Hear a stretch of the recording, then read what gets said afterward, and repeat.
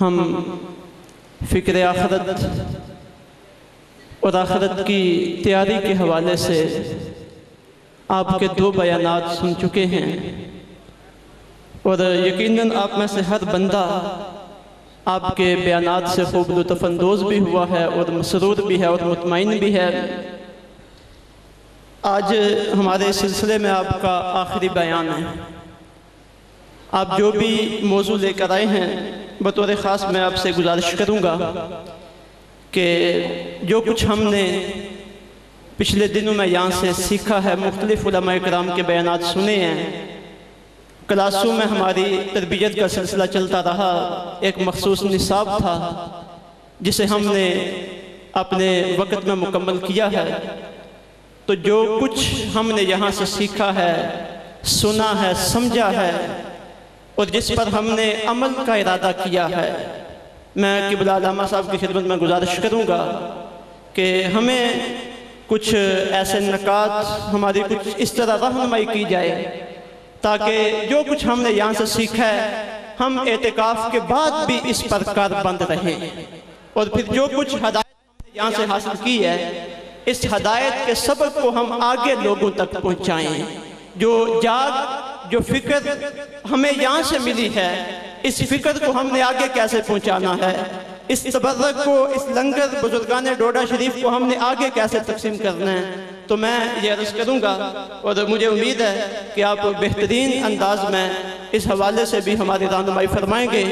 آپ کے جو خطابات ہیں وہ تو میں بچپن سے ہی سنتا آ رہا ہوں، لیکن آپ کے خطاب کے ساتھ جو میرا خصوصی لگاؤ ہے، میں نے ایک دن آپ سے عرض بھی کی تھی کہ پچھلے سال بیرہ شریف میں حضور ضیاء الامت پیر محمد کرم شاہ صاحب الازہری رحمۃ اللہ تعالی علیہ، آپ کے عرص پاک کے موقع پہ بڑے بڑے علماء کرام کے وہاں پہ خطابات ہوتے ہیں، تو دوپہر کی نشست میں آپ نے خطاب فرمایا تھا سورہ زمر کی آیہ کریمہ، امن هو قانت آناء اللیل ساجدا وقائما۔ اس آیت کریمہ میں آپ نے انتہائی ایمان افروز بیان فرمایا۔ تو جب میں نے وہ آپ کا بیان سنا تو اس بیان کے بعد میرے دل میں آپ کے بیان کی خصوصی محبت پیدا ہوئی، تو میں بھی بڑی توجہ کے ساتھ آپ کے خطاب سنتا ہوں، آپ نے بھی سنا ہے، اور آج ہمیں امید ہے کہ جو ہم اپنے دل میں تمنا لے کے بیٹھے ہیں کہ جو کچھ ہم نے سیکھا ہے ہم نے اس پہ عمل کیسے کرنا ہے، اور اس جو کچھ ہم نے ہدایت یہاں سے دی ہے اس ہدایت کو آگے لوگوں میں کیسے تقسیم کرنا ہے، اس حوالے سے بھی علامہ صاحب ہماری رہنمائی فرمائیں گے۔ تو اب میں آپ سے عرض کرتا ہوں، دستبستہ عرض کرتا ہوں کہ آپ اپنے خطاب کا سلسلہ شروع فرمائیں۔ نعرہ تکبیر، نعرہ رسالت، نعرہ تحقیق، آستانہ عالیہ قادریہ قاسمیہ ڈوڈا شریف، علماء اہل سنت، علامہ غلام بشیر نقشبندی صاحب،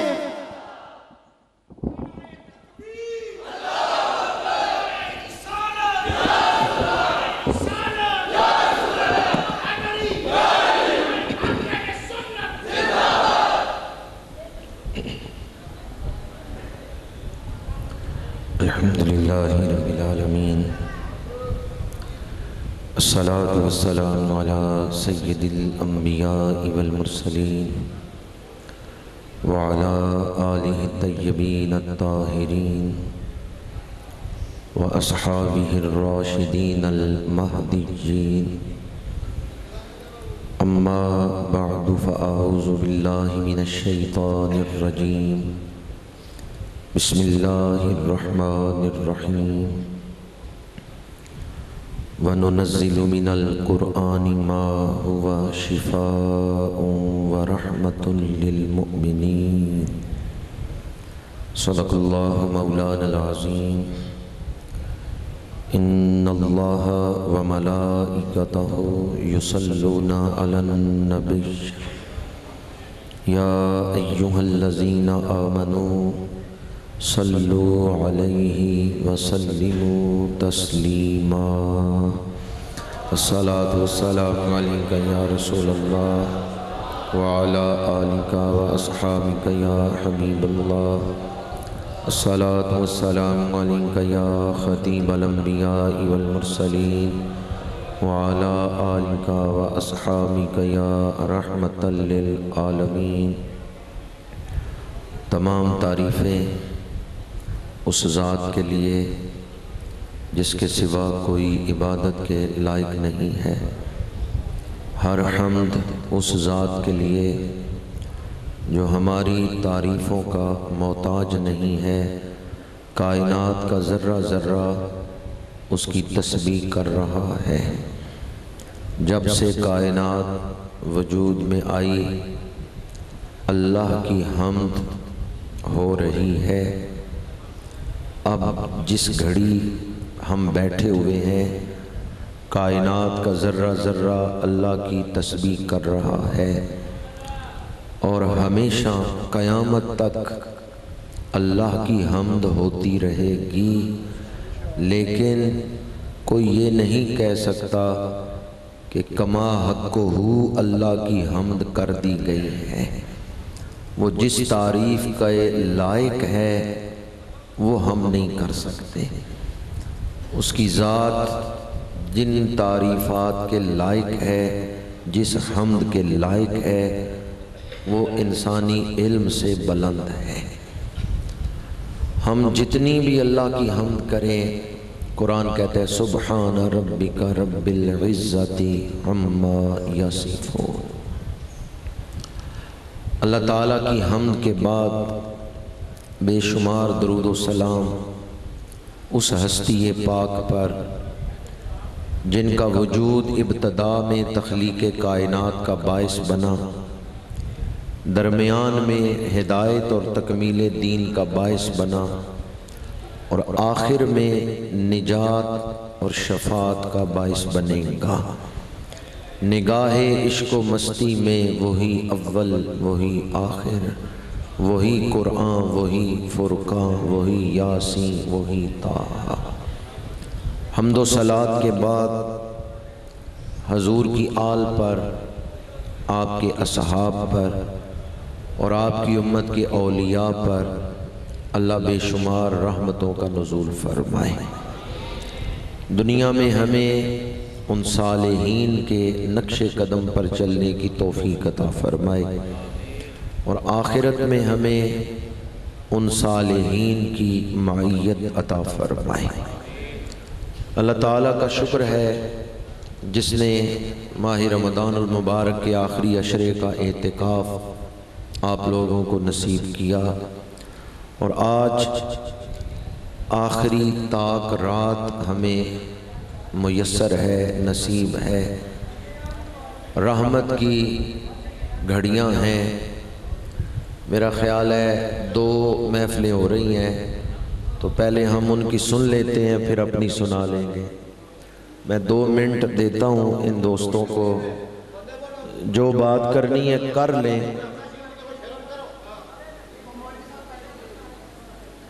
تشریف رکھیں 2 منٹ میں دیتا ہوں، آپ نے جو ضروری بات کرنی ہے کر لیں، اس کے بعد پھر ہم شروع کر لیں۔ اگر کوئی بات ہے اہم ہے تو کر لیں، پھر اس کے بعد تقریر شروع کر لیں گے۔ جب آپ اجازت دیں گے بھئی ٹھیک ہے ہم نے بات کر لی ہے، تو پھر ہم بیان شروع کر لیں گے۔ درود شریف پیش کریں۔ الصلاۃ والسلام علیک یا رسول اللہ وعلی آلک و اصحابک یا حبیب اللہ۔ الصلاۃ والسلام علیک یا خطیب الانبیاء والمرسلین وعلی آلک و اصحابک یا رحمۃ للعالمین۔ برادران اسلام، اس مہینے کو جو فضیلت ملی وہ نزول قرآن کی وجہ سے ہے۔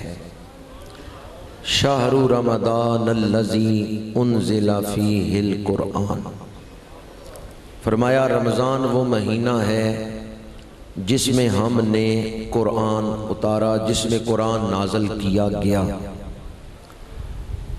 اور اس مہینے کے آخری عشرے میں لیلۃ القدر، جسے 1000 مہینے سے افضل قرار دیا گیا ہے، وہ بھی نزول قرآن کی وجہ سے۔ اِنَّا أَنزَلْنَاهُ فِي لَيْلَةِ الْقَدْرِ، بے شک ہم نے اسے یعنی قرآن مجید کو لیلۃ القدر میں اتارا ہے۔ تو شب قدر کی فضیلت کس وجہ سے ہے؟ نزول قرآن۔ رمضان شریف کی برکتیں کس وجہ سے ہیں؟ نزول قرآن۔ جس رات قرآن مجید نازل ہوا وہ 1000 مہینوں سے افضل، اور جس مہینے میں وہ رات ہے وہ مہینہ سارے مہینوں سے افضل، کہ اس کا ایک عشرہ رحمت ہے، ایک بخشش ہے، ایک دوزخ سے آزادی۔ سبب کیا ہے؟ انزل فیہ القرآن۔ اب آپ لوگ فیصلہ کریں، جس رات قرآن اترے اس رات کو عزت مل جائے، شان مل جائے۔ جس مہینے میں قرآن نازل ہوا اس مہینے کو عزت مل گئی، تو اگر کوئی مومن اپنے دل میں قرآن کو سمول لے، قرآن یاد کر لے، اس مومن کو بھی عزت مل جائے گی یا نہیں؟ شان مل جائے گی یا نہیں؟ جس کاغذ پہ قرآن لکھا جائے وہ کاغذ اتنی عزت والا ہو جاتا ہے، اب قرآن کے ورق کو ہاتھ لگانا ہے تو وضو کر کے لگانا۔ لا یمسہ الا المطہرون۔ کس وجہ سے آپ اس ورق کا ادب کر رہے ہیں؟ اس کے اوپر قرآن کی آیتیں لکھی۔ جو کپڑا قرآن کا غلاف بن جائے اس کپڑے کا بھی ادب۔ کسی مومن کا ایمان اجازت دیتا ہے قرآن کے غلاف سے اپنے پیر صاف کریں۔ آپ کہاں پھٹتے ہیں اس تصور سے؟ میں کہتا ہوں اس کپڑے کا ادب کیوں کر رہے ہیں؟ اس کی بازاری قیمت دیکھیں تو شاید 100 روپے گز ہو، پر آپ اس کپڑے کی بازاری قیمت نہیں دیکھ رہے، آپ قرآن کے ساتھ اس کی نسبت دیکھ رہے ہیں کہ اس کی نسبت قرآن کے ساتھ ہے۔ جو کپڑا قرآن کی جلد کے ساتھ لگے، غلاف قرآن، وہ کپڑا شان والا ہو گیا۔ جس کاغذ کے اوپر آیت لکھی گئی وہ کاغذ شان والا ہو گیا۔ جس رات قرآن اترا وہ رات شان والی۔ تو اگر کوئی مومن قرآن کو یاد کرے، اپنے سینے میں قرآن رکھ لے، پھر وہ مومن بھی شان والا ہوگا یا نہیں؟ سارے صحابہ شان والے ہیں، پر غزوہ احد میں جب اجتماعی قبر کھودی گئی، شہیدوں کو اکٹھا دفنایا جا رہا ہے، تو میرے آقا کریم نے فرمایا جو حافظ قرآن ہے انہیں کعبے کی طرف آگے رکھو۔ حافظ قرآن کی میت کو آگے رکھو، دوسروں کی میتیں پیچھے رکھو۔ تو پتہ چلا جس کے سینے میں قرآن ہے وہ مسلمان بھی دوسرے مسلمانوں سے زیادہ شان والا ہے۔ قرآن مجید مل گیا، عزت مل گئی، شان مل گئی، برکت مل گئی۔ قرآن محض ایک کتاب نہیں، قرآن تو بہت بڑا خزانہ ہے۔ قرآن روحانیت کا بہت بڑا خزانہ ہے۔ آج جس دور میں ہم زندگی گزار رہے ہیں، اگر کوئی غیر مسلم آپ سے پوچھے کہ قرآن کیا ہے، واٹ از قرآن، تو کیا آپ تعارف کروا سکتے ہیں کہ قرآن کیا ہے؟ کیونکہ اس دور میں قرآن مجید کو آگ بھی لگائی گئی۔ امریکہ کے اندر ٹیری جونز نے آگ لگائی، اور توہین آمیز خاکے بھی اس دور میں شائع ہوئے۔ آپ میں سے کوئی نوجوان کل کلاں یورپ یا امریکہ چلا جاتا ہے، کسی غیر مسلم سے ہی بات ہوتی ہے، وہ کہتے ہیں قرآن کیا ہے، تو آپ اس کو بتا سکتے ہیں کہ قرآن کیا ہے، تعارف کروا سکتے ہیں کہ قرآن کیا ہے۔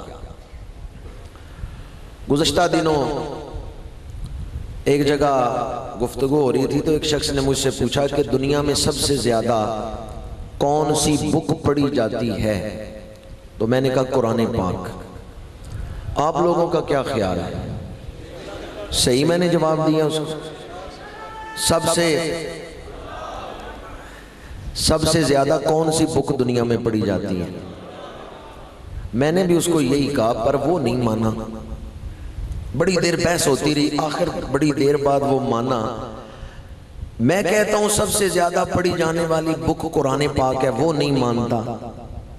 پتہ ہے وہ کیا کہتا تھا؟ وہ کہتے ہیں آج کل سب سے زیادہ فیس بک پڑھی جاتی ہے۔ جب اس نے کہا نا آج کل سب سے زیادہ فیس بک پڑھی جاتی ہے، تو میرے دل پہ ایک المیہ گزرا کیا خیال ہے جتنی دفعہ روزانہ آپ فیس بک کھولتے ہیں اتنی دفعہ قرآن بھی کھولتے ہیں؟ جتنی دفعہ روزانہ فیس بک کھولتے ہیں کیا اتنی دفعہ قرآن بھی کھولتے ہیں؟ میں نے اس کو کس بات پہ منوایا؟ میں نے کہا بات ہو رہی تھی بک کون سی سب سے زیادہ پڑھی جاتی ہے؟ یہ فیس بک کتاب نہیں ہے، یہ تو میڈیا کا ایک شعبہ ہے، نام تم نے رکھا ہے فیس بک۔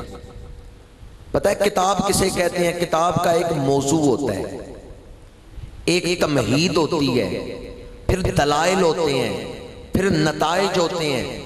کتاب اپنے قاری کو، اپنے سامع کو ایک منزل پر پہنچاتی ہے، اس کے لیے موضوع، تمہید، دلائل، نتائج۔ فیس بک میں یہ چیزیں نہیں ہیں، وہ میڈیا کا ایک شعبہ ہے۔ ہاں نام فیس بک رکھا ہے، وہ مان گیا، کہتا ہے ہاں وہ کتاب نہیں کہلا سکتی، کتاب ہے تو وہ قرآن ہے۔ اور یہ بات ثابت شدہ ہے، دنیا میں سب سے زیادہ اگر کوئی کتاب پڑھی جاتی ہے تو وہ قرآن ہی ایسی کتاب ہے جو سب سے زیادہ پڑھی جاتی ہے۔ لیکن جب اس نے یہ کہا کہ فیس بک سب سے زیادہ پڑھی جا رہی ہے، ایک المیہ، ایک سانحہ ضرور میرے دل پہ گزرا ہے کہ دشمن کس طرح کامیاب ہو گیا ہے۔ قرآن ہمارے ہاتھوں سے لے کے الماریوں میں رکھوا دی ہے اور ہمارے ہاتھوں میں فیس بک پکڑا دی ہے، اور ایسی محبت اس کی نوجوانوں کے دلوں میں ڈال دی ہے، ایسی دلچسپیاں اس میں رکھ دی ہیں، ہمیں پتہ ہی نہیں کہ قرآن کو چھوڑ کے ہم کتنے بڑے نقصان میں مبتلا ہوئے ہیں۔ جس قوم میں قرآن اترا، میرے آقا کریم تشریف لائے، وہ قوم بکریاں چراتی تھی، اونٹ چراتی تھی۔ اللہ نے اپنا محبوب اس قوم میں بھیجا، اور پھر اس قوم میں اللہ نے اپنے محبوب پر قرآن مجید نازل فرمایا۔ پتہ ہے وہ قوم پھر کن بلندیوں پہ گئی ہے؟ روم اور ایران اس دور کی دو بڑی طاقتیں تھیں، سپر پاورز تھیں۔ صحابہ کرام نے ان کو للکارا ہے، اور حضرت فاروق اعظم کا نام سن کے روم اور ایران کے بادشاہ کانپتے تھے۔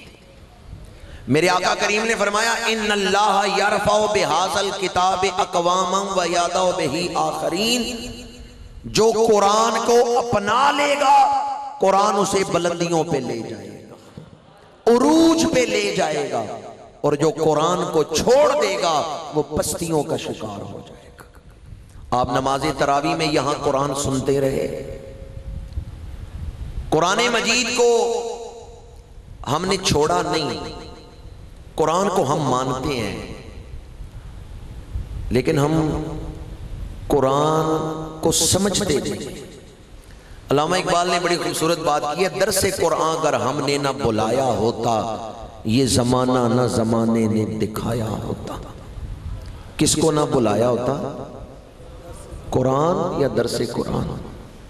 قرآن ہمیں یاد ہے، روزانہ نماز میں پڑھتے ہیں، تراویحوں میں پڑھتے ہیں، پر قرآن حکم کیا دیتا ہے؟ قرآن تعلیم کیا دیتا ہے؟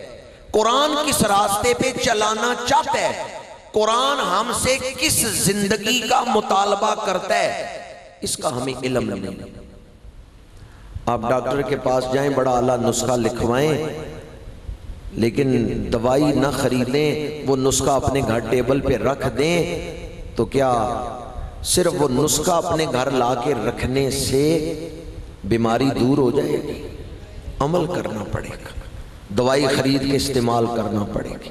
ہم نے قرآن کو نہیں چھوڑا، قرآن کی تعلیمات کو چھوڑ دیا ہے۔ میں نے خطبہ کے دوران جو آیے مبارکہ آپ کے سامنے تلاوت کی، اس کی روشنی میں قرآن کا تعارف بیان کرنا چاہتا ہوں، اور آپ کی خدمت میں عرض کروں گا، یہاں آپ نے جو کچھ ان دروس کے دوران، جو اعتکاف کے دوران دروس قرآن ہوتے رہے، ان میں جو کچھ آپ نے سیکھا، ان میں ایک اس بات کو اہمیت دیں کہ ہم نے قرآن مجید کے ساتھ تعلقات کی تجدید کرنی ہے، اور ایسا تعلق جوڑنا ہے، قرآن کے ساتھ ایسا پختہ تعلق قائم کرنا ہے کہ دنیا کیا قبر و حشر میں بھی وہ تعلق نہ ٹوٹے۔ آئیں قرآن مجید سے پوچھتے ہیں اللہ کریم نے قرآن مجید کا کیا تعارف کروایا ہے؟ وَنُنَزِّلُ مِنَ الْقُرْآنِ مَا هُوَ شِفَاءٌ وَرَحْمَةٌ لِّلْمُؤْمِنِينَ۔ اللہ کریم نے فرمایا ہم نے جو قرآن اتارا ہے یہ شفا ہے اور مومنین کے لیے رحمت ہے۔ وَنُنَزِّلُ مِنَ الْقُرْآنِ مَا هُوَ شِفَاءٌ، فرمایا ہم نے جو قرآن اتارا ہے یہ کیا ہے؟ کیا ہے؟ لفظ ہے شفا۔ اگر کوئی کہے نا شفا، شین پہ زبر، شفا، تو شفا کا مطلب ہوتا ہے کنارہ۔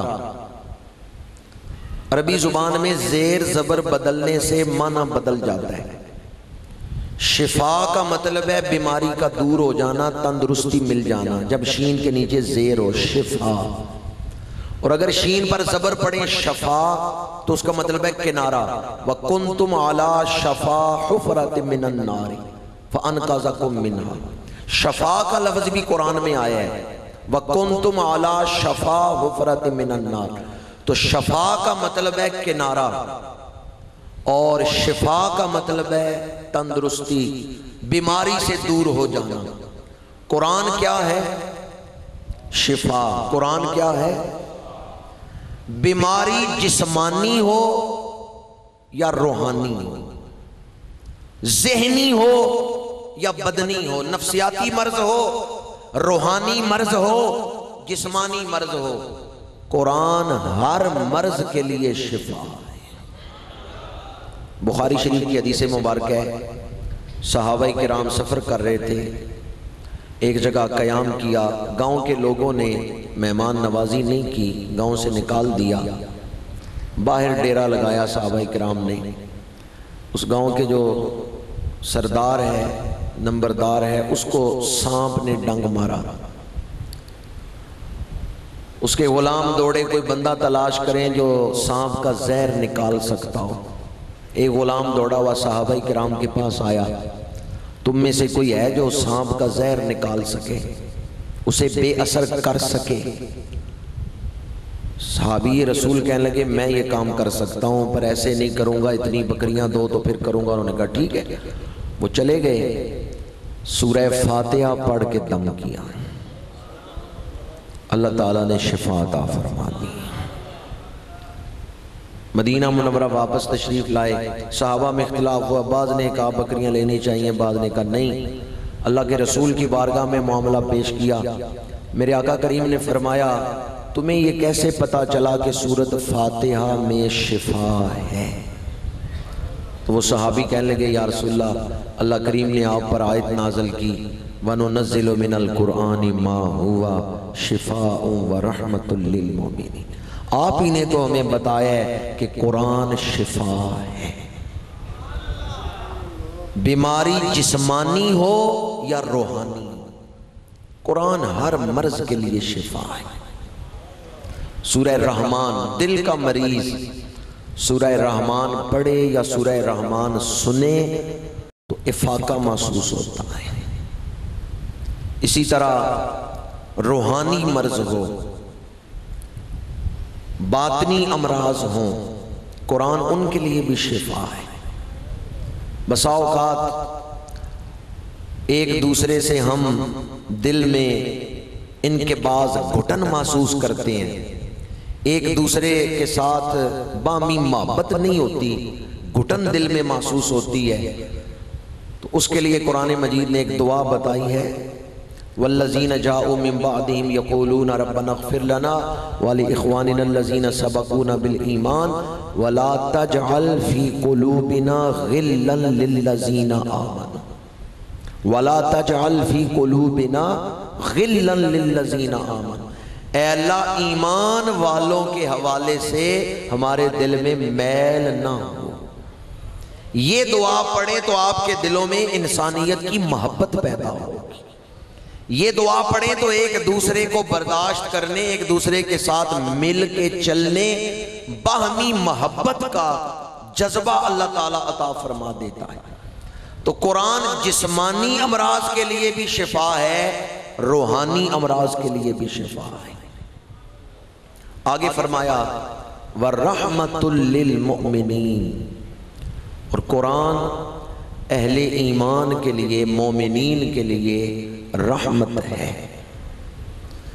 اگر کوئی مقروض ہو اور قرض کے ہاتھوں پریشان ہو، گھر داخل ہوتے ہوئے سورہ اخلاص پڑھے، قُلْ هُوَ اللَّهُ أَحَدٌ، سورہ اخلاص کی تلاوت کرے، جب ڈیوڑی میں پیر رکھے، گھر داخل ہوتے ہوئے قل شریف پڑھے، تو اس کی برکت سے اللہ تعالیٰ دست غیب سے رزق عطا فرما دیتا ہے۔ جہاں انسان کا گمان نہیں ہوتا وہاں سے رزق عطا کر دیتا ہے۔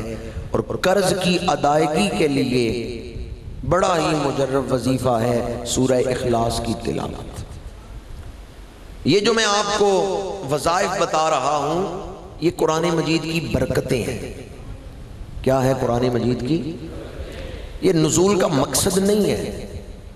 سورہ صاد آیت نمبر 29 میں فرمایا کتاب انزلناہ الیک مبارک لیدبروا آیاتہ ولیتذکر اولو الالباب۔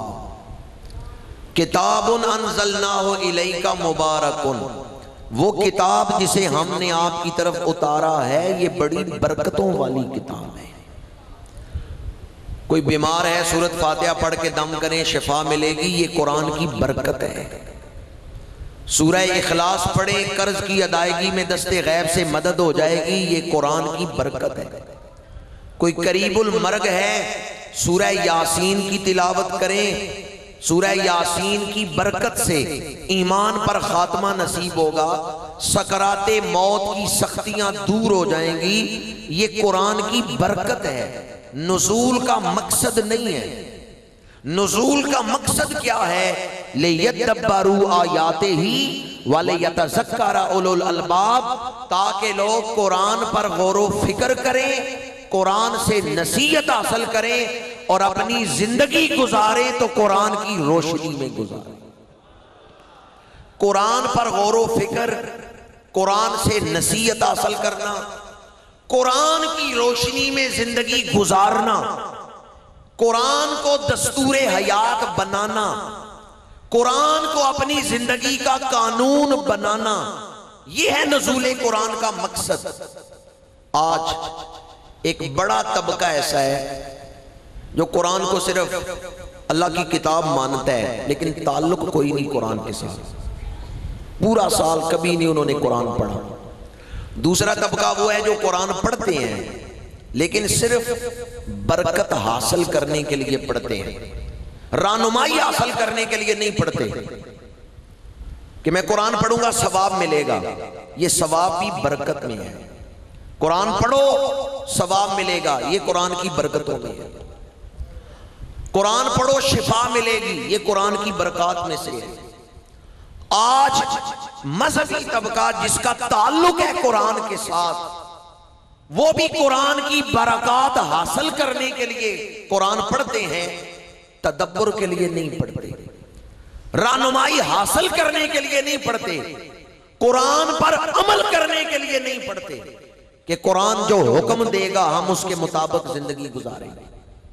اگرچہ ایسے لوگ دنیا سے ختم تو نہیں ہوئے، ایسے لوگ موجود تو ہیں جو قرآن سے رہنمائی لینے کے لیے قرآن پڑھتے ہیں، اور اگر کوئی قرآن سے رہنمائی لینے کے لیے قرآن پڑھے، ایک آیت کی بھی سمجھ آ جائے، زندگی بدل جائے گی۔ فرانس کا ایک سائنسدان تھا مورس بکائے، فرانس میں جب توہین آمیز خاکے شائع کیے گئے، میں ان دنوں ہالینڈ میں تھا، تو وہاں بھی مسلمانوں کے خلاف لوگوں نے جلوس وغیرہ نکالے۔ میں نے اپنے مسلمان بھائیوں سے کہا، میں نے کہا یہ ہماری کتابیں نہیں پڑھتے، نہ پڑھیں، ان کے اپنے مذہب کا آدمی ہے، ان کی قوم کا ہی آدمی ہے، مورس بکائے سائنسدان تھا، اس کی کتاب پڑھ لیں، the science, the Bible, the Quran and the science. یہ کتاب نیٹ پر بھی موجود ہے۔ مورس بکائے نے ایک آیت پڑھی اور اسلام قبول کر لیا، کفر چھوڑ دیا۔ ایک آیت سمجھ کے پڑھی، ایک آیت، اور ایک آیت سمجھ کے پڑھنے کی برکت سے اسلام نصیب ہو گیا۔ وہ کون سی آیت تھی کہ اس نے کفر چھوڑ دیا اور اسلام قبول کر لیا؟ سائنسدان تھا اور ڈاکٹر تھا، جانتا تھا درد محسوس کرنے میں جلد کا کردار کیا ہے، جلد کے کردار سے وہ واقف تھا۔ جب ڈاکٹر انجیکشن لگاتے ہیں، سوئی چبوتے ہیں، تو درد جلد کو ہوتا ہے یا اندر گوشت کو جا کے ہوتا ہے؟ سوئی جب چبھتی ہے پہلے درد کون سی چیز محسوس کرتی ہے، جلد یا گوشت؟ ماشاءاللہ آپ تو ساری ڈاکٹر بیٹھے ہوئے ہیں، جلد۔ اس بات سے ڈاکٹر مورس بکائی واقف تھا کہ درد محسوس کرنے میں جلد کا کردار کیا ہے۔ اس نے ایک آیت پڑھی، کلما ناضجت جلودہم بدلناہم جلودا غیرہا لیذوقوا العذاب۔ جب دوزخ میں دوزخیوں کی جلد آگ سے جل جائے گی، اللہ فرماتے ہیں ہم انہیں نئی جلد عطا کریں گے تاکہ وہ درد محسوس کریں۔ آگ سے پہلی جلد جل گئی، اللہ نئی جلد عطا کرے گا تاکہ وہ درد محسوس کرے۔ مورس بکائے نے یہ آیت پڑھی، قرآن طے کر کے سینے سے لگایا اور کہنے لگا میں مانتا ہوں محمد اللہ کے رسول ہیں۔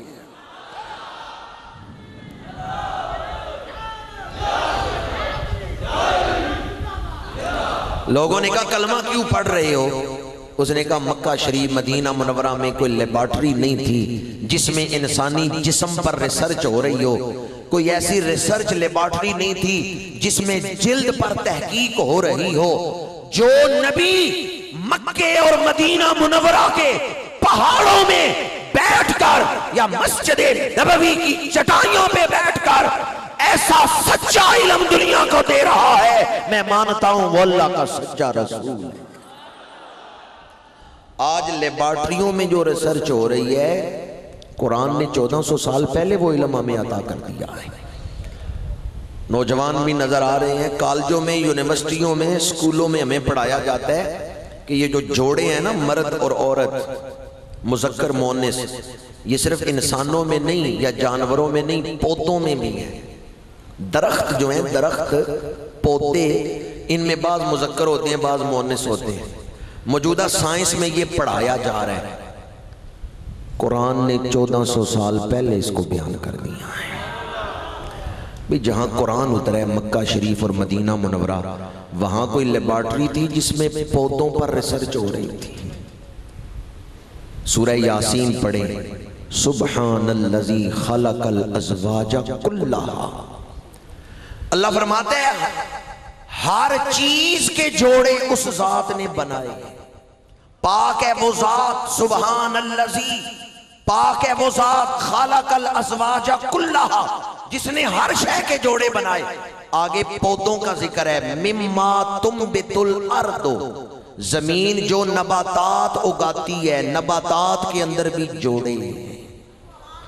مما تنبت الارض، زمین سے جو نباتات اگ رہے ہیں، پودے، درخت، ان کے بھی جوڑے ہیں۔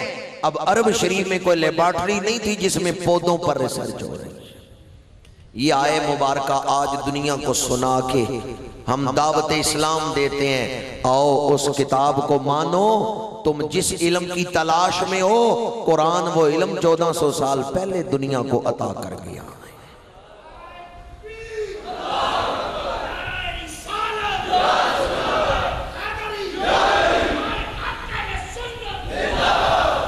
ہمیں قرآن پڑھنا نہیں آتا۔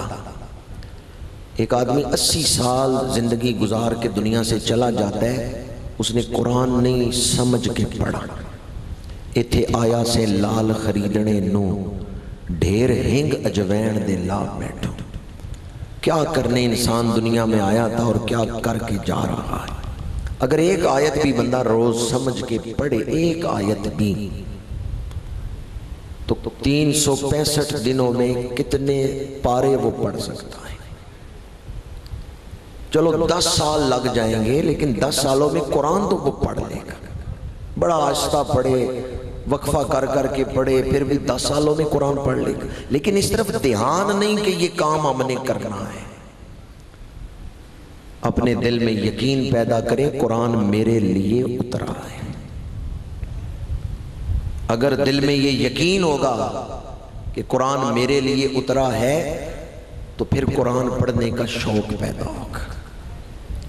اگر امریکہ کی امبیسی آپ کو خط لکھے کہ فلاں فلاں ڈاکومنٹس لے کے آ جاؤ امبیسی میں، تمہیں امریکہ کا ویزا دیں گے، انگریزی میں خط آئے، نوجوانوں سے پوچھ رہا ہوں، امریکی امبیسی کی طرف سے انگریزی زبان میں خط آ جائے کہ فلاں فلاں چیز لے کے پہنچو امبیسی میں، کاغذات لے کے تمہیں امریکہ کا ویزا دیں گے، کیا خیال ہے آپ اس خط کا ترجمہ نہیں کروائیں گے؟ پوچھیں گے نہیں کون سی چیزیں امریکی امبیسی نے مانگی؟ آپ کو چین ہی نہیں آئے گا، آپ ایک رات نہیں گزرنے دیں گے، ڈھونڈیں گے کون بندہ ہے میرے گاؤں میں جو انگریزی کا ترجمہ صحیح کر لیتا ہے۔ آپ خط سمجھیں گے کہ امریکی امبیسی نے مانگا کیا ہے، اور پھر کوشش کریں گے 2-4 دنوں میں وہ کاغذ اکٹھے کر کے مقررہ تاریخ پہ جا کے امبیسی میں جمع کرائیں گے۔ میں کہتا ہوں امریکہ جانے کا شوق تو اتنا ہے کہ خط آئے فلاں فلاں ڈاکومنٹس لے کے آؤ، امریکی ویزا مل جائے گا، آپ امریکی امبیسی کا خط تو ٹرانسلیشن کرواتے ہیں، ترجمہ کروا کے پڑھاتے ہیں اور سمجھتے ہیں کہ انہوں نے کیا مانگا ہے۔ امریکہ جانے کا تو بڑا شوق ہے، کیا کسی کو جنت جانے کا شوق نہیں؟ کہ اللہ نے قرآن میں بتا دیا ہے کون سا راستہ اپناؤ گے تو میں تمہارے لیے جنت کے دروازے کھول دوں۔ کیا کسی کے دل میں قرآن سمجھ کے پڑھنے کا بھی شوق ہے کہ قرآن کے لفظوں کا ترجمہ مجھے آ جائے، قرآن سمجھنا مجھے آ جائے؟ آج اس دور میں اسلام پر حملہ ہوا تو قرآن اور صاحب قرآن پر حملہ ہوا ہے۔ ہم مسلمانوں کا فرض ہے کہ ہم قرآن مجید کی شان دنیا کو بتائیں۔ قرآن شفا ہے، اور دوسری بات دنیا جس علم کی تلاش میں ہے وہ علم ملے گا تو قرآن کے دامن سے ملے گا۔ موجودہ دور کے سائنسدان کہتے ہیں دنیا سے دور، زمین سے اوپر ہوا میں جاؤ نا تو ایک جگہ آتی ہے جہاں آکسیجن نہیں، سانس نہیں لے سکتے، ہوا نہیں ملتی۔ قرآن نے یہ بات صدیوں پہلے بیان کر دی۔ کأنما یصعد فی السماء، اللہ جس کے سینے میں گھٹن ڈال دے ایسے محسوس ہوتا ہے گویا اسے آسمان میں اٹھایا جا رہا ہے۔ تو قرآن نے یہ بات 1400 سال پہلے بیان کر دی۔ ہم مسلمان چونکہ خود قرآن سمجھنے کے اصولوں سے واقف نہیں اور دل میں شوق بھی نہیں کہ قرآن سمجھیں، دل میں جذبہ بھی نہیں کہ قرآن سمجھیں، اس لیے محروم ہے۔ اور دوسری طرف یورپ و امریکہ میں ایسے لوگ ہیں جو قرآن سمجھ رہے ہیں، ریسرچ کر رہے ہیں۔ ہالینڈ کی ایک سیاسی جماعت ہے PVV، اسلام کے مخالف ہے، اس کا سینئر رکن وین ورڈر اسلام کے خلاف ریسرچ کر رہا تھا۔ ہالینڈ سے فلم بنی تھی فتنہ نامی فلم، اس کے بعد یہ وین ورڈر اسلام کے خلاف ریسرچ کر رہا تھا، اسلام کے خلاف کتابیں پڑھ رہا تھا، لیکن اسلام کے خلاف ریسرچ کرتے ہوئے اس نے اسلام قبول کر لیا، مسلمان ہو گیا۔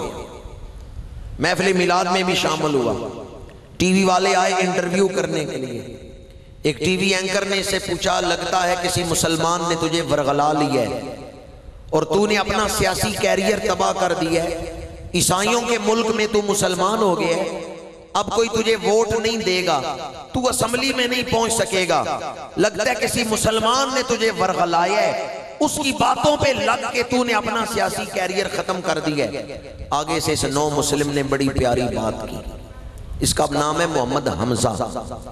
اس نو مسلم نے بڑی پیاری بات کی، وہ کہتے ہیں I am not that person who follows others' opinions without his research۔ میں کوئی بچہ نہیں کہ میرا ہاتھ جو چاہے جدھر چاہے پکڑ کے لے جائے، میں نے خود ریسرچ کی ہے، تحقیق کی ہے، میں اس نتیجے پہ پہنچا ہوں محمد عربی جیسی ہستی نہیں دنیا میں آئی۔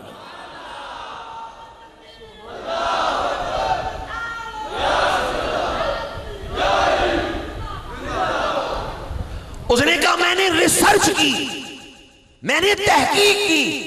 I am not that person who follows others' opinions without his research. جب میں نے اس کا یہ جملہ سنا تو میں حیران ہوا.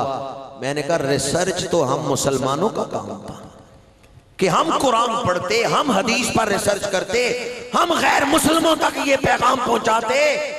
پر غیر مسلموں کے گھر سے ایک جوان اٹھتا ہے، وہ کہتے ہیں میں نے قرآن پر ریسرچ کی، میں نے نبی کی سیرت پر ریسرچ کی، سیرت مصطفیٰ کو پڑھا تو میں اس نتیجے پہ پہنچا ہوں محمد عربی جیسی ہستی نہیں دنیا میں آئی. سب سے اولا و آلہ، سب سے بالا و والا.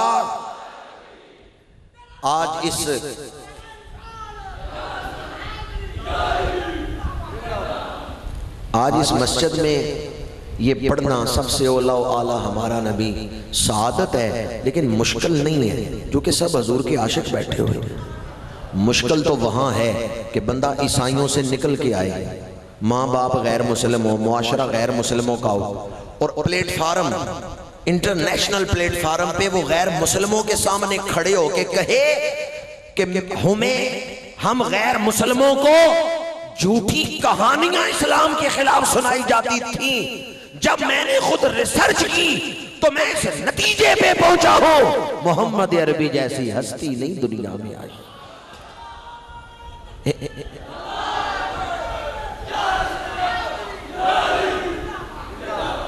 کیا خیال ہے غیر مسلموں کے گھر پیدا ہونے والا شخص، ان کی تربیت میں جوان ہونے والا شخص حضور کی نعت پڑھے، سعادت ہے یا نہیں ہے؟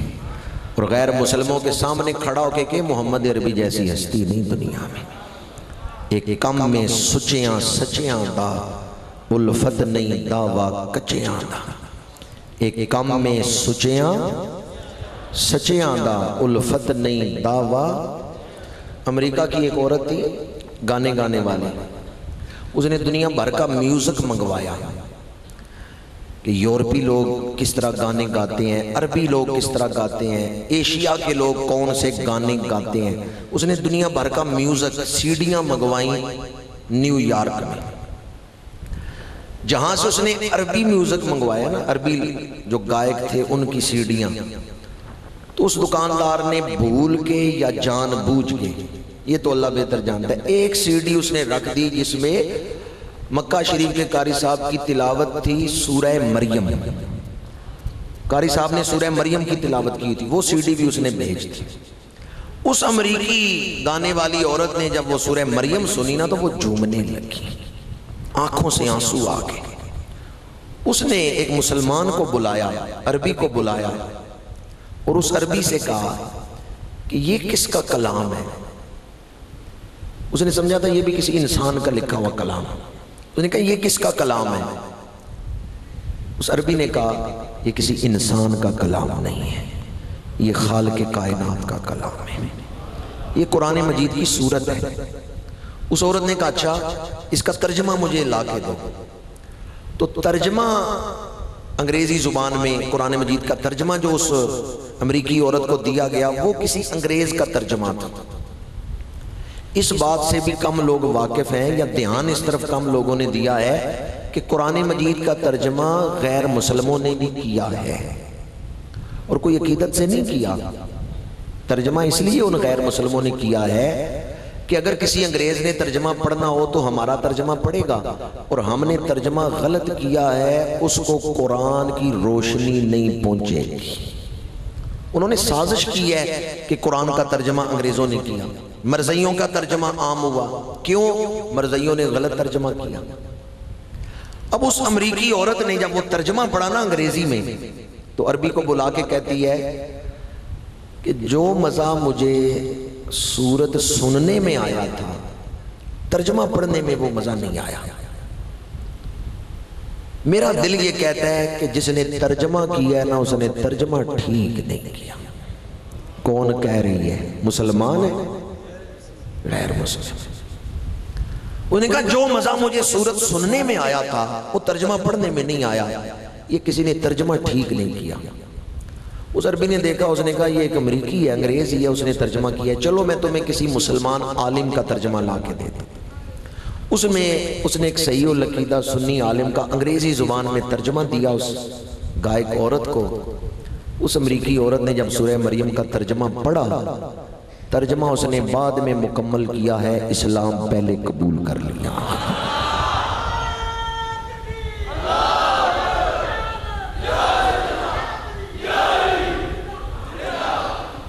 جب اس نے اسلام قبول کیا تو اس نے اپنا نام رکھا مریم جمیلہ، کیونکہ سورہ مریم پڑھ کے ہی، سورہ مریم سن کے ہی اس کے دل میں اسلام کی محبت پیدا ہوئی تھی، اس لیے اس نے نام رکھا اپنا مریم جمیلہ. پھر اس نے کتاب لکھی اسلام اینڈ ماڈرنزم.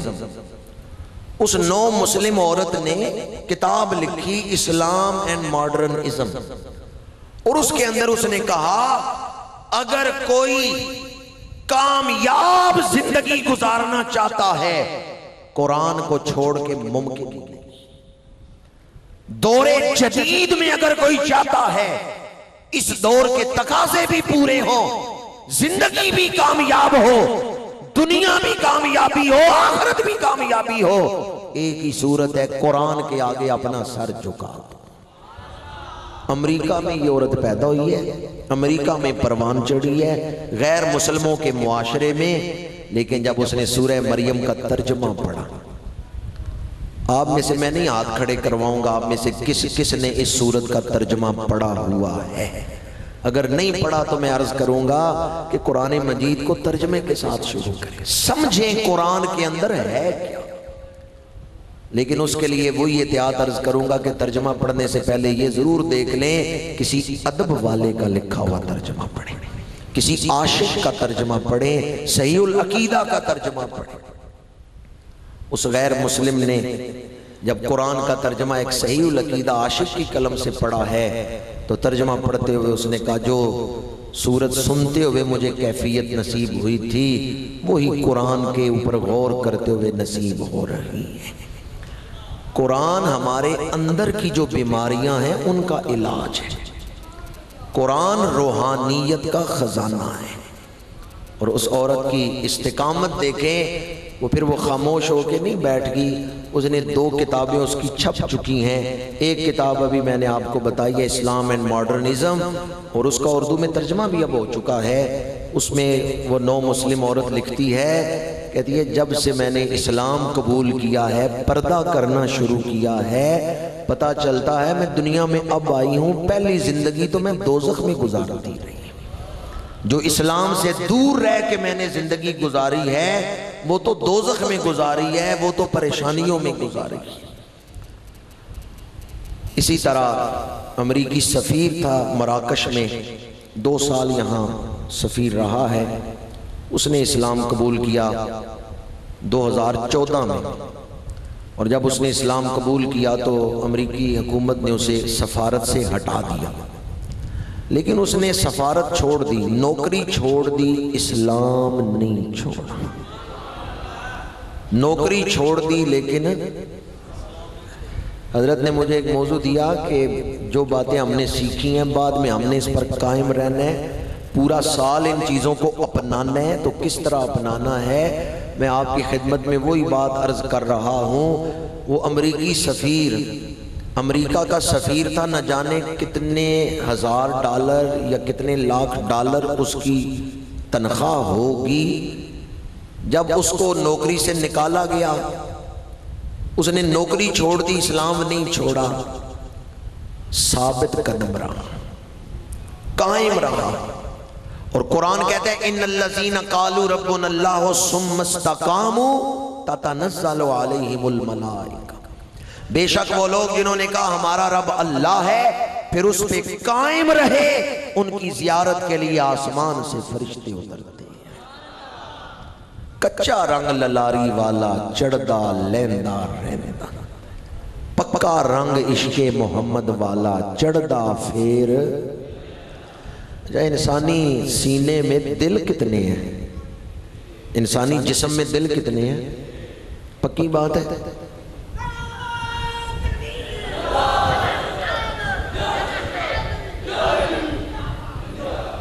دل کتنے ہیں؟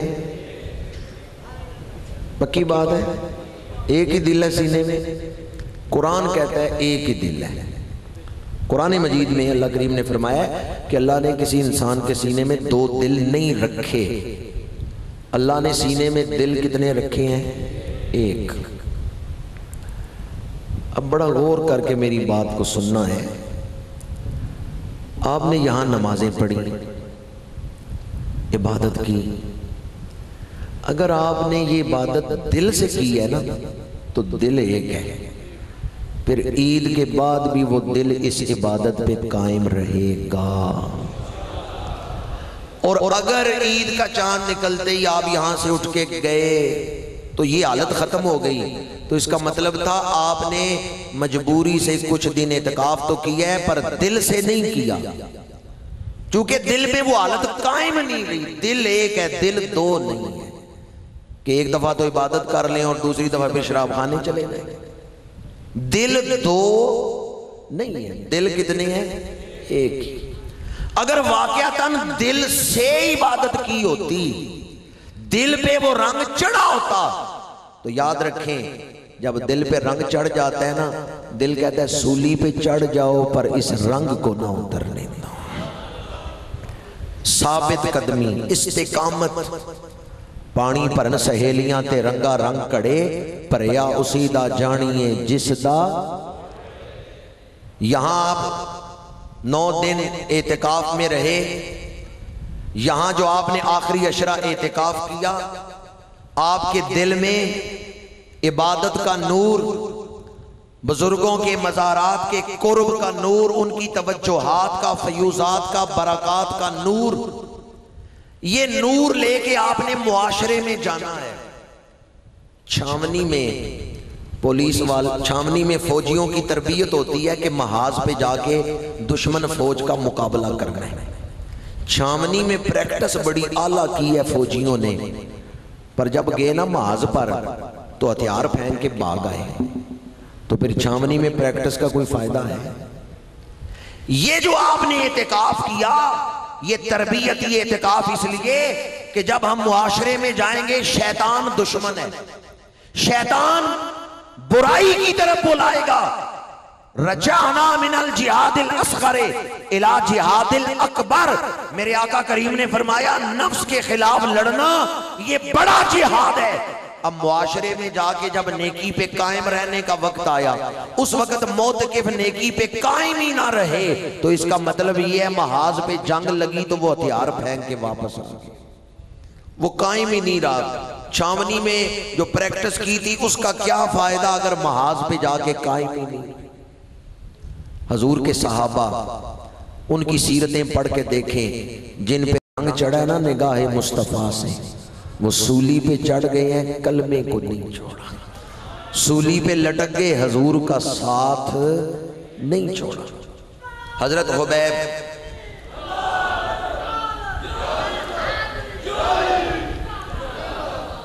حضرت حبیب غزوہ بدر میں ایک مکی کافر کو انہوں نے واصل جہنم کیا، اس کے وارثوں نے کہا جو حبیب کو گرفتار کروائے 100 اونٹ انعام دیں گے۔ سازش کے ذریعے آپ کو گرفتار کروایا گیا، 2 مہینے انہوں نے قید رکھا، پھر وہ سولی پر چڑھانے کے لیے تختہ دار کی طرف لے کے گئے۔ وادی تنعیم میں سفیان بن حرب آئے، انہوں نے کہا کوئی آخری خواہش ہے تو بیان کر لو۔ حضرت حبیب نے کہا میں 2 نفل پڑھنا چاہتا ہوں۔ 2 نفل پڑھے اور دیر نہیں کی، جلدی سے 2 نفل پڑھے۔ 2 نفلوں سے فارغ ہو کے کہا دل تو کرتا تھا لمبی نماز پڑھوں، پر لمبی نماز اس لیے نہیں پڑھ رہا کہیں تم یہ نہ کہو موت سے ڈرتے ہوئے رسول اللہ کے غلام نے سجدے لمبے شروع کر دیے ہیں۔ میں نے فوراً نماز اس لیے ختم کی ہے تمہیں پتہ چل جائے رسول اللہ کے غلام موت سے ڈرنے والے نہیں۔ ابن حرب نے کہا حبیب میری ایک بات مان لو، میں تمہاری جان بچا لیتا ہوں۔ فرمایا بتاؤ کیا بات ہے؟ انہوں نے کہا محمد عربی کا کلمہ چھوڑ دو، ان کا ساتھ چھوڑ دو، میں تمہاری جان بچا لوں گا۔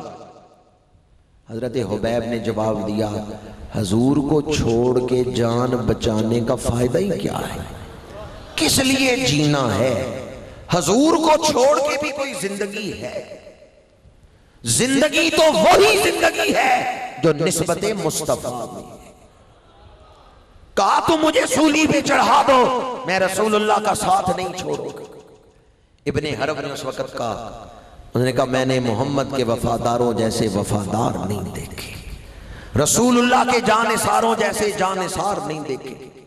جناب حبیب کو وادی تنعیم میں سولی پہ لٹکایا گیا، رسیاں باندھ دی گئیں، 40 آدمی برچیاں لے کے کھڑے تھے جنہوں نے اپنے مقتولوں کا بدلہ لینا تھا، اور وہ 40 آدمی دوڑے ہیں آپ کے جسم کی طرف، جسم میں برچیاں پیوست کر رہے ہیں۔ سوئی چبے تو درد ہوتا ہے، جس کے جسم میں 40 برچیاں یکے بعد دیگرے لگی ہیں کیا حالت ہوگی۔ سب سے آخر میں ابو سروا آگے بڑھا، ابو سروا کے ہاتھ میں نیزہ تھا، اس نے نیزہ جناب حبیب کے جگر میں پیوست کیا، نیزے کی انی جگر میں کھپ گئی، جب اس نے نیزہ کھینچا خون کا فوارہ نکلا، اس وقت جناب حبیب نے چہرہ سوئے افلا کیا، اللہم بلغنا رسالت رسول کا فبلغہ ما یسنع بنا، پروردگار مجھے کوئی قاصد نہیں نظر آ رہا جو میرا پیغام اللہ کے رسول تک پہنچا دے، میں تیری بارگاہ میں عرض کرتا ہوں میرا سلام میرے محبوب تک پہنچا دے۔ اللہ کے رسول کی بارگاہ میں حبیب کا سلام پہنچ جائے، یا رسول اللہ آپ کے غلام نے سولی پہ چڑھ کے آپ پر سلام پڑھا۔ سیرت حلبیہ میں ہے،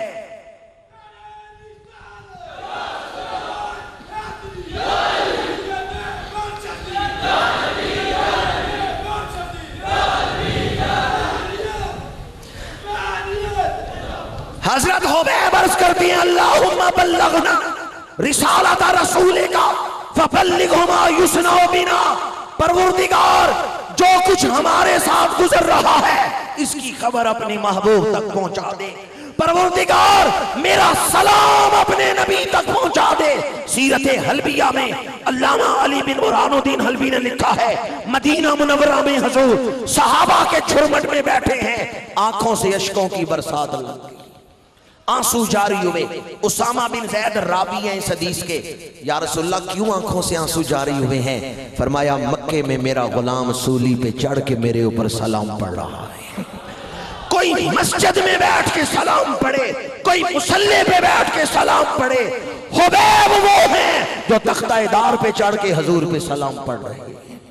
میڈا عشق بھی تو، میڈا یار بھی تو، میڈا دین بھی تو، ایمان بھی تو، میڈا جسم بھی تو، میڈی روح بھی تو، میڈا قلب بھی تو، جند جان بھی تو، میڈا قبلہ کعبہ مسجد تے حرم، میڈا مصحف تے قرآن بھی تو، میڈا دھرم بھی تو، میڈا بھرم بھی تو، میڈی شرم بھی تو، میڈی آن بھی تو، میڈا حج نمازہ فرض فریضے صوم صلاۃ آذان بھی تو، میڈا ذکر بھی تو، میڈا فکر بھی تو، میڈا ذوق بھی تو، وجدان بھی تو، کل نبیاں دا سلطان بھی تو، نالے عرشاں دا مہمان بھی تو، یہ یار فرید قبول کرے سرور بھی تو، سلطان بھی تو، نہ تکم در کے تر آکر ادنا لا شے لا امکان بھی تو، میں مکتی کل مکا دے وہاں، میڈا دین بھی تو، ایمان بھی تو۔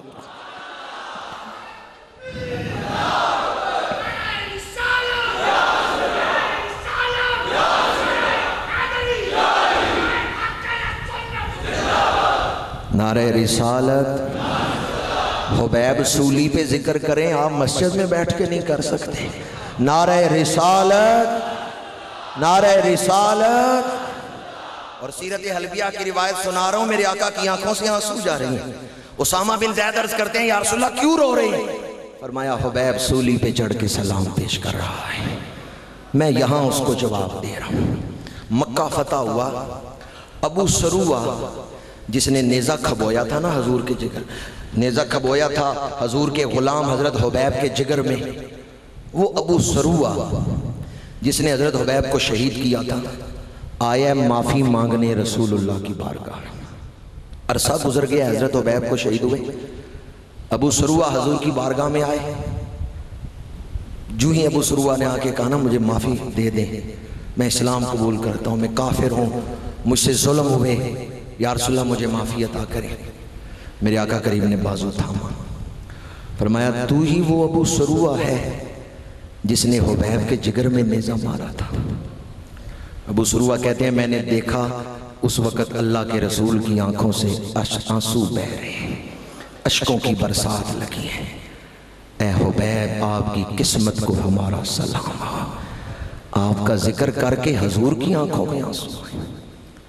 حضور نے فرمایا ابو سروہ تو ہی وہ ہے نا جس نے حبیب کے جگر میں نیزہ کھبویا تھا۔ ابو سروہ روتے ہوئے قدموں میں گرے، یا رسول اللہ مجھے معافی دے دے، یا رسول اللہ مجھے معافی دے دے۔ میرے آقا کریم نے فرمایا ابو سروہ میں عام معافی کا اعلان کر چکا ہوں، تجھے معافی ہے، پر یہ بتا جب میرے غلام کے جگر میں نیزہ کھبویا تھا میرے غلام کی زبان پر کیا آیا تھا؟ ابو سروہ کہتے ہیں یا رسول اللہ جب جگر میں نیزہ کھبا اور جسم سے خون بہ رہا تھا آپ کے غلام کے ہونٹوں پہ آپ کا ہی ذکر تھا۔ میں سو جاؤں یا مصطفیٰ کہتے کہتے کھلے آنکھ سلے، یا رسول اللہ آخری وقت وہ آپ کا ہی ذکر کر رہے تھے اور دعا کر رہے تھے اللہم بلغنا رسالت رسولک فبلغہ ما یصنع بنا۔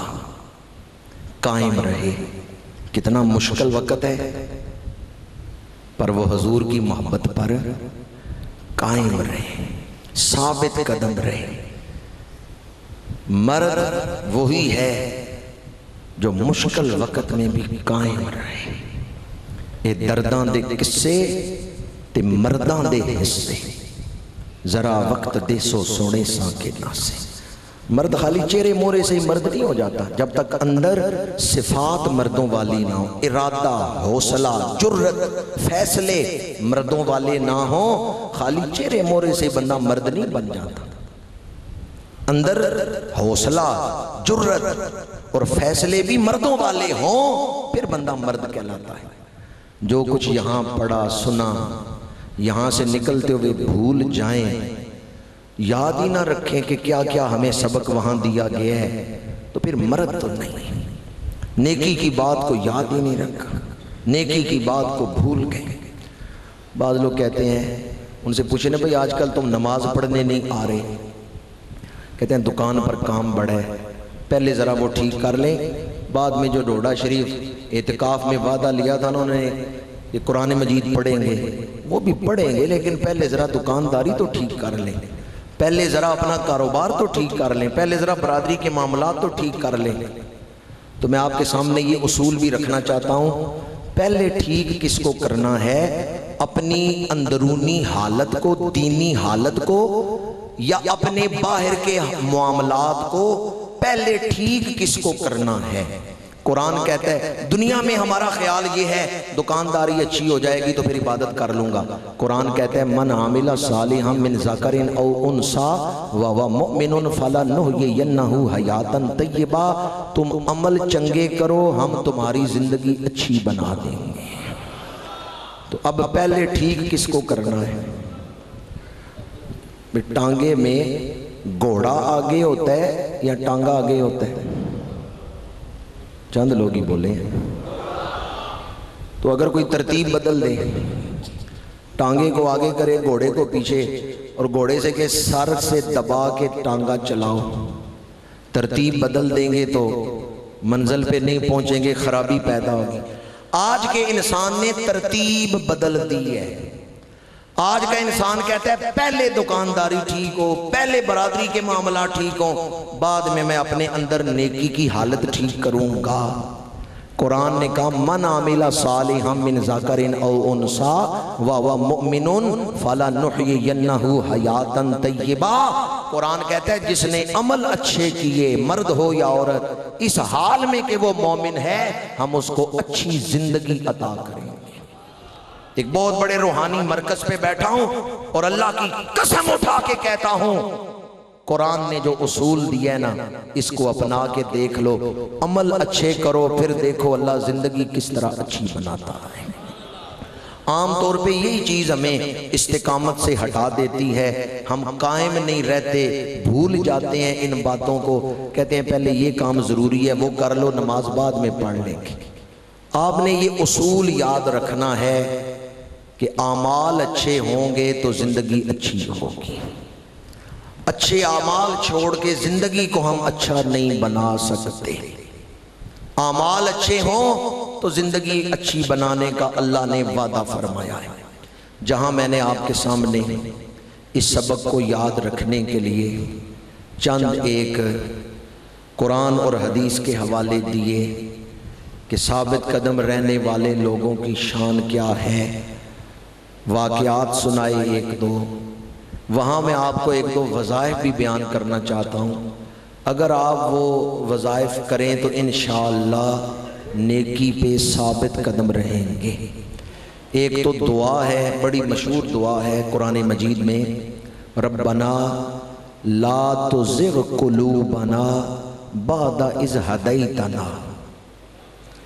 ربنا اے ہمارے رب، لا تزغ قلوبنا ہمارے دلوں کو ٹیڑھا نہ ہونے دینا، ہمارے دلوں کو ٹیڑھا نہ ہونے دینا، بعد اذ ہدیتنا جبکہ تو نے ہمیں ہدایت بخش دی.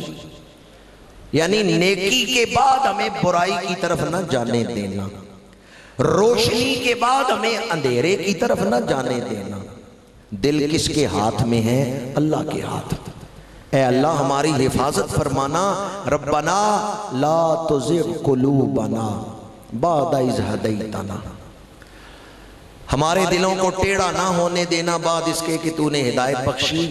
وَهَبْ لَنَا مِن لَّدُنْكَ رَحْمَةً، اور اپنی بارگاہ سے ہمیں رحمت ہبا کر دے. کیا کر دے؟ رحمت ہبا کر دے. ایک ہوتی ہے بے، پیسے دے کے چیز خریدنا، ایک ہے ہبا. یہ جو پٹواری ہیں ان کو اگر آپ میں سے کسی نے زمین کبھی ہبا کرائی ہو تو پتا ہوگا ہبے میں عوض نہیں ہوتا. خرید و فروخت میں عوض ہوتا ہے کہ چیز دی اور لی، پیسے دی اور چیز لی. ہبا جو ہوتا ہے وہ بغیر عوض کے ہوتا ہے.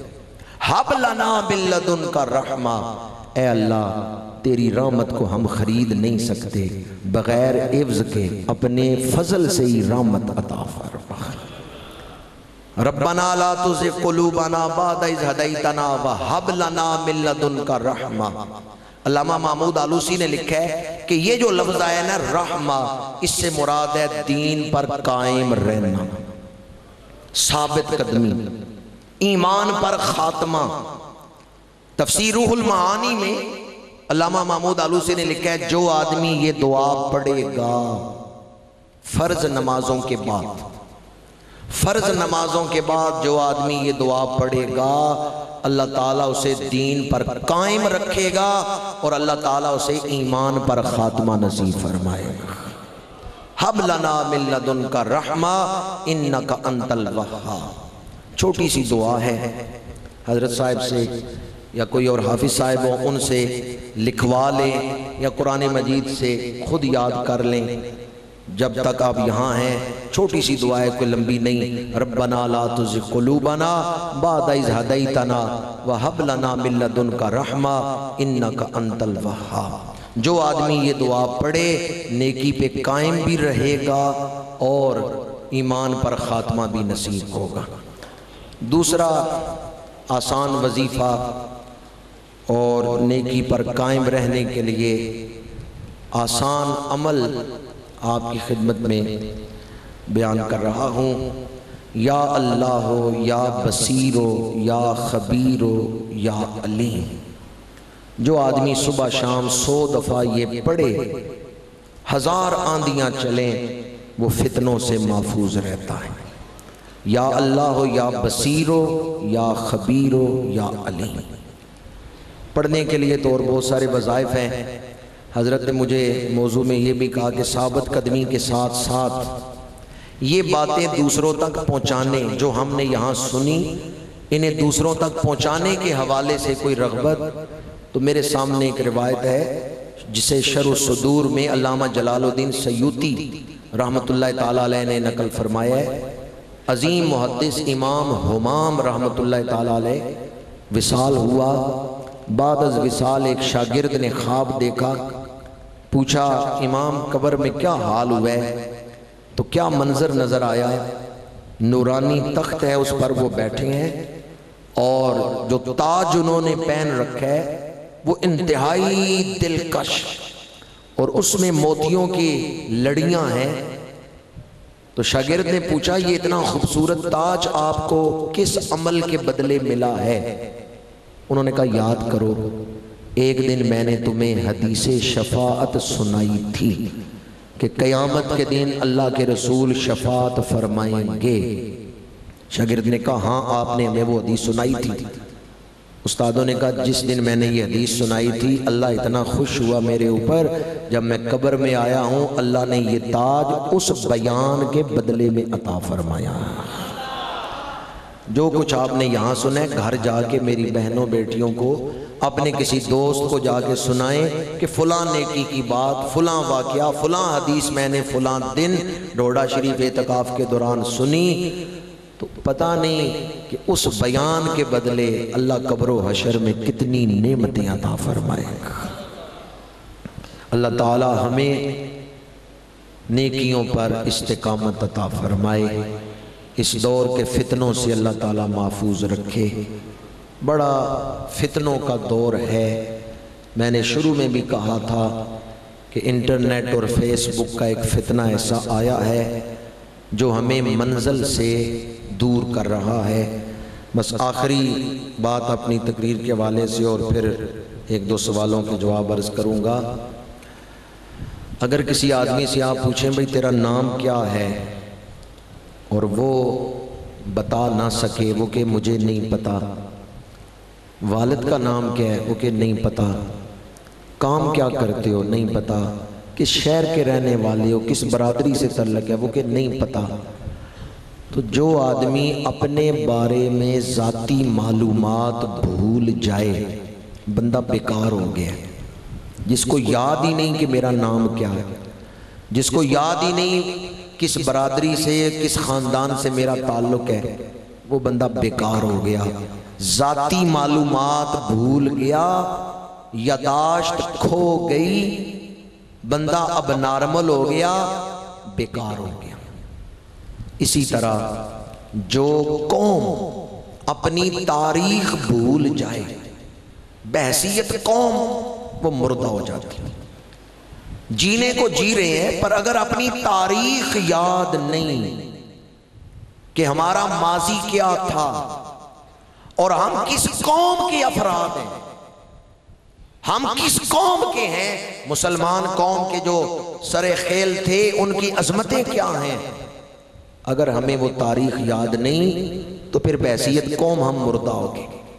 انٹرنیٹ یہی کر رہا ہے، جدید میڈیا یہی کام کر رہا ہے، ہماری نئی نسل کو ماضی سے کاٹ دیا ہے۔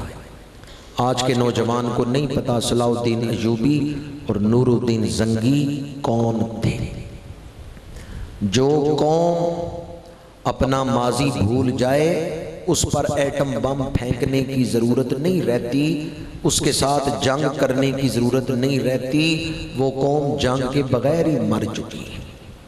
اس لیے اپنے ماضی کو یاد رکھنا، اپنے فرض کو یاد رکھنا کہ میرا فرض کیا ہے، بحیثیت قوم زندہ رہنے کے لیے ضروری ہے۔ اور آج انٹرنیٹ کے فتنے سے بچنے کے لیے ضروری ہے ہم قرآن سے تعلق جوڑیں۔ رمضان شریف میں نماز تراویح میں قرآن سنایا گیا، اس لیے آؤ قرآن سے تعلق جوڑو۔ میں اپنی گفتگو ختم کرتے ہوئے آپ لوگوں کی خدمت میں عرض کروں گا، کوئی بھی پریشانی ہو قرآن کھول کے بیٹھ جائیں۔ بیماری ہے، گھریلو پریشانی ہے، دکان کی پریشانی ہے، برادری کی پریشانی ہے، قرآن کی تلاوت کریں، انشاءاللہ اللہ کے فضل سے بیماریوں میں بھی قرآن شفا ہے، مسائل کے لیے بھی قرآن حل ہے۔ درود شریف پیش کریں، میں ایک دو سوالوں کے جواب آپ کی خدمت میں عرض کرتا ہوں۔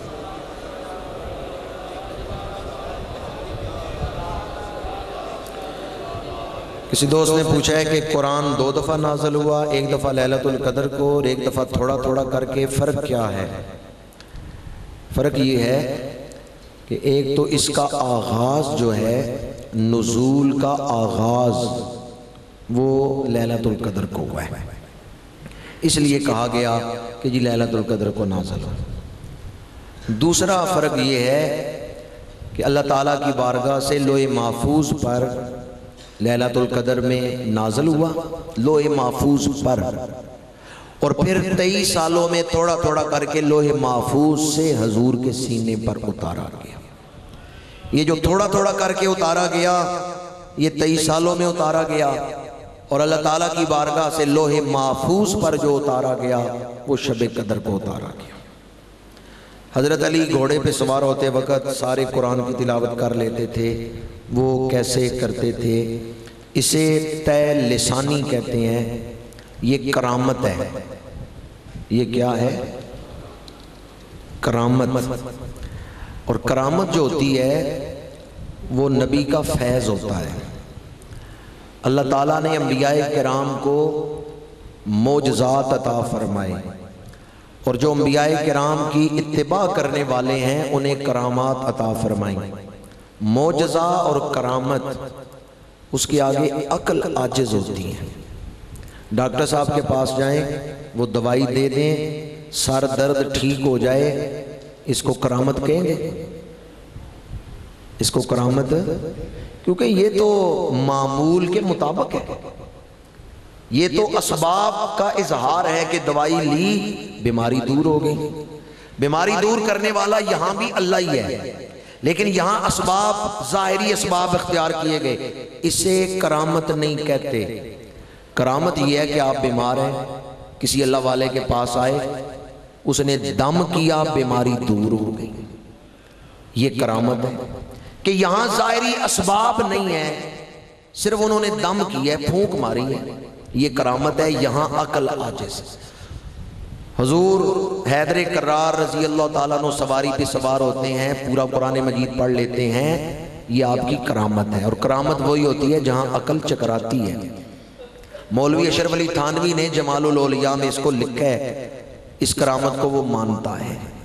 اور آپ کی خدمت میں جو لفظ میں عرض کر رہا ہوں اس کو سمجھنے کے لیے، طے لسانی۔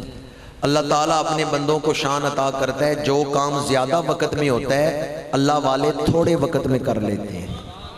کھجور کا خشک درخت ہرا ہو اور پھل لگے، پھل پکے اور پھل گرے، یہ لمحوں کا کام نہیں، سالوں کا کام ہے۔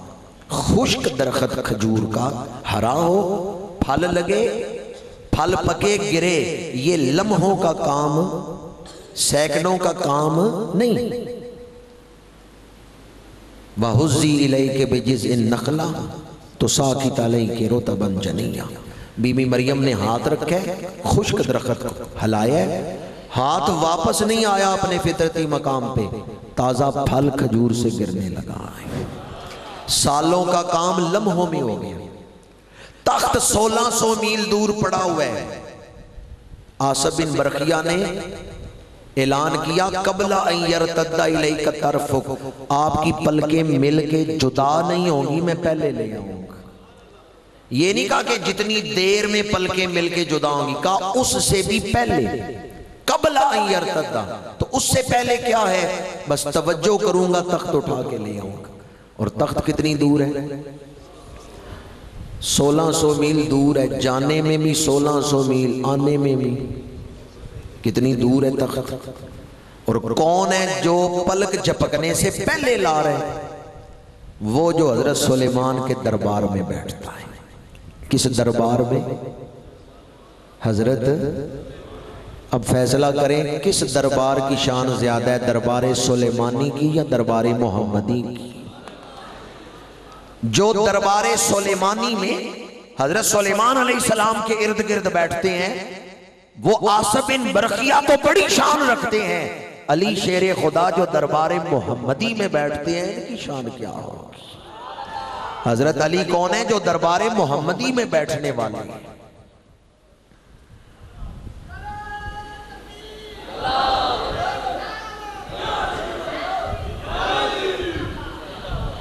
کسی دوست نے پوچھا رشوت دے کر نوکری حاصل کرنا کیسا ہے، جائز ہے یا نہیں؟ اگرچہ میرٹ پر بھی بندہ آتا ہو، سفارش کے بارے میں بھی بتا دیں۔ یہ ایک سوال انہوں نے کیا ہے کہ بندہ میرٹ پہ آتا ہے، نوکری اس کا حق بنتا ہے، کیا رشوت دے کے نوکری لے سکتا ہے یا نہیں؟ بعض مفسرین نے یہ بحث کی ہے کہ رشوت کسے کہتے ہیں؟ اپنا حق لینے کے لیے اگر پیسے دیے جائیں تو وہ رشوت نہیں ہوگی. یہ بات لکھی ہے بعض مفسرین نے. لیکن سوال یہ حق کہتے کسے ہیں؟ نوکری لینے کے لیے آپ رشوت نہیں دے سکتے. نوکری لینے کے لیے رشوت نہیں دے سکتے. کیوں؟ حق جو ہے وہ یہ ہے کہ آپ کسی ٹھیکیدار نے گلی پکی کروائی، سرکاری ٹھیکیدار ہے، ٹھیکہ منظور ہو گیا، اب اس نے اینٹیں لے کے گلی پکی کروا دی، لیکن بل پاس نہیں ہو رہا. جس نے بل پاس کرنا ہے وہ کہتا ہے رشوت دو پھر بل پاس کروں گا. اب یہ مجبور ہے چونکہ پیسے لگا چکا ہے، گلی میں اینٹیں لگا چکا ہے. اب یہ اگر اس کا حق بنتا ہے کہ پیسے لے، جو ٹھیکہ ہوا تھا وہ پیسے یہ لے، بل پاس نہیں ہو رہا، تو اگر وہ اس وقت افسر کو پیسے دیتا ہے تو لینے والا گناہگار ہوگا، دینے والا نہیں ہوگا. وہ اس صورت میں ہے جس صورت میں اس کا حق بن چکا ہو، حق ثابت ہو چکا ہو. نوکری جو ہے اس میں تو اور بھی کئی ہوں گے جو آپ سے زیادہ میرٹ پر ہوں گے. آپ پیسے دے کے نوکری لے رہے ہیں تو عین ممکن ہے کسی کا حق مار کے نوکری لے رہے ہیں. اس لیے رشوت دے کے نوکری نہیں لی جا سکتی. نوکری حاصل کرنے کے لیے رشوت نہیں لی جا سکتی. اگر دیں گے تو پھر اسی وعید میں الراشی والمرتشی کلاہما فی النار، کہ رشوت لینے والا رشوت دینے والا دونوں دوزخ میں.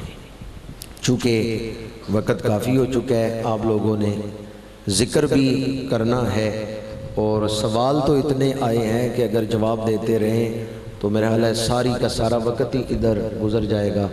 اس لیے قاری صاحب نے مہربانی فرمائی ہے، انہوں نے کہا کہ یہاں علماء کرام موجود ہیں، وہ آپ کے سوالوں کے جواب انشاءاللہ آپ کو دیں گے، کوئی تشنا نہیں رہے گا. ہم اس مقام پر اس وقت چونکہ 1 بجنے والا ہے اپنی گفتگو کو سمیٹیں گے. میں آج تیسری مرتبہ یہاں اس عشرے میں حاضر ہوا ہوں. آپ لوگوں کا ذوق و شوق دیکھ کر انتہائی مسرت کی کیفیات اپنے دل میں لے کے جا رہا ہوں. القاسم ٹرسٹ کے اراکین کو ہدیہ تبریک پیش کرتا ہوں. انہوں نے انتہائی خوبصورت انتظامات کیے. آپ لوگوں کو خراج تحسین پیش کرتا ہوں کہ آپ کا جذبہ، آپ کا شوق کی تعریف ہے، اور دعا گو ہوں کہ سدا بہار دئیں اس باغے ایتھے کدی خزاں نہ آوے. ہومن فیض ہزاراں تائیں ہر پکھا پھل کھاوے. وما علینا الا البلاغ.